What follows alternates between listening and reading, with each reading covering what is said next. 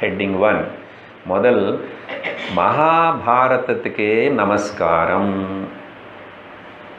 ஏன் காரணம் அப்புறம் சொல்கிறேன். மகாபாரதத்துக்கு நமஸ்காரம். ரெண்டாவது பகவத்கீதைக்கு நமஸ்காரம். பகவத்கீதைக்கு நமஸ்காரம். மகாபாரதத்துக்கு நமஸ்காரம் ஒரே ஒரு ஸ்லோகந்தான் வரும். அந்த ஸ்லோகம் என்னன்னு நான் சொல்லும்போது நீங்கள் அதை அங்கே பக்கத்தில் மார்க் பண்ணிக்கலாம். அதே மாதிரி பகவத்கீதை நமஸ்காரம் 2 ஸ்லோகங்களை வரும். அப்புறம் நோட் பண்ணிக்கலாம் என்ன. மூணாவது இந்த மகாபாரதத்தினே எழுதினதுனால தான், அதிலோ பகவத்கீதை இருக்கிறதுனால தான் நமக்கு பகவத்கீதை படிக்கிற வாய்ப்பு கிடைச்சதுனால அது ஏதுனா வியாச நமஸ்காரம். பகவான் வியாசருக்கு நமஸ்காரம் பண்ணுறோம். கடைசியாக